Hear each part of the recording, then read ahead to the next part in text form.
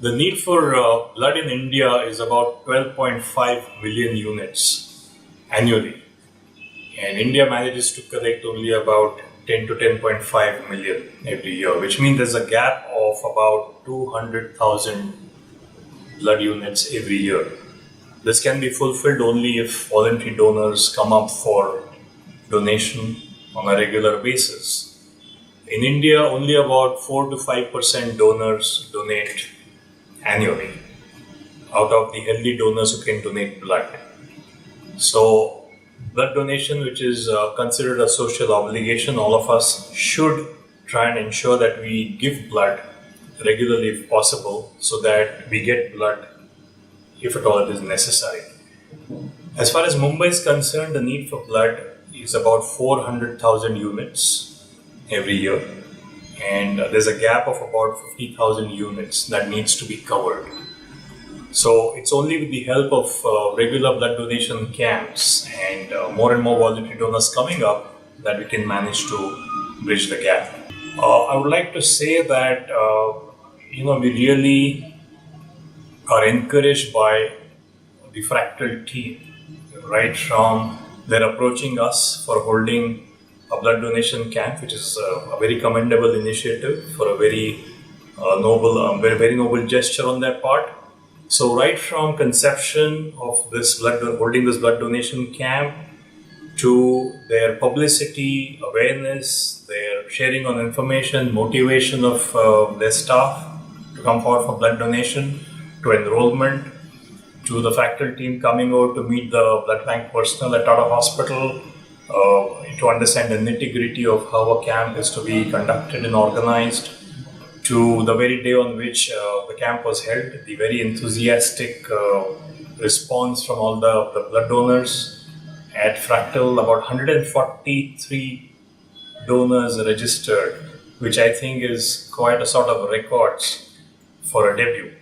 And out of 143, 106 donors were found to be fit for donation, and the blood was collected. Now all this blood, as I've told you earlier, best use is made of them for the most deserving patients. We ensure that we follow the first in, first out policy, where no blood is wasted at all because of outdating. There's a good network in Mumbai of 48 blood banks, where if one of them is short of a particular group or component, they would get it from the other blood bank.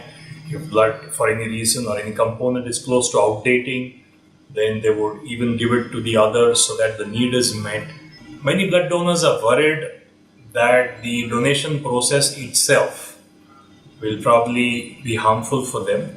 It may give them some kind of an infection, which I assure you is not really possible, because it's a disposable needle which is attached to the blood bag that is used.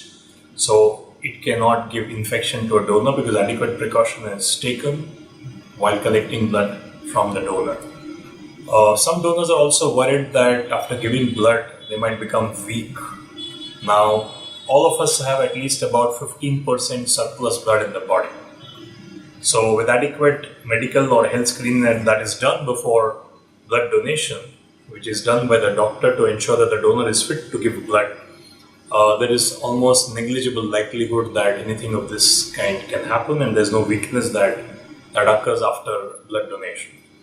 Some of the donors might just experience a slight bit of lightheadedness or giddiness, usually post-donation, immediately post-donation. Now this can happen because sometimes the adjustment of blood pressure, especially when the donor is lying down to sitting up, it can happen that the donor takes time to adjust the blood pressure to normal. And all that needs to be done in such a case that the donor has to lie down for a few minutes and he or she is absolutely fit and fine afterwards.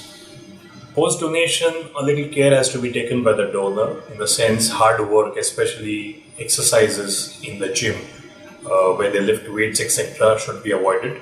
The donor should drink adequate water, and the body has a magical capacity of converting the water to blood. So bone marrow is the factory that makes the blood in the body, the red cells in the body. So though the blood donation can be done earlier. There's a 3 months gap which is kept between two blood donations. This is because one should not stress the bone marrow factory. Immediately after donation, the hemoglobin might become slightly less because there's a dilution of blood. As I said, if you drink water, body converts it to blood. So this hemoglobin might take a few weeks to come back to normal. And therefore, 3 months is considered a good enough gap for anybody to come and donate blood again. When blood is collected at Tata Memorial Hospital, we ensure that maximum use is made of a precious resource like blood. So blood is separated into components, at least 3 of them, called as red cells or RBCs, FFP or fresh frozen plasma, and platelets. And sometimes you also make cryoprecipitate, which is useful in cases of, say, hemophilia or bleeding patients. So we have to assure you that blood is collected, transported, as well as stored under very stringent conditions, under acceptable norms. And best use is made for the most deserving patients. So blood is always put to good use.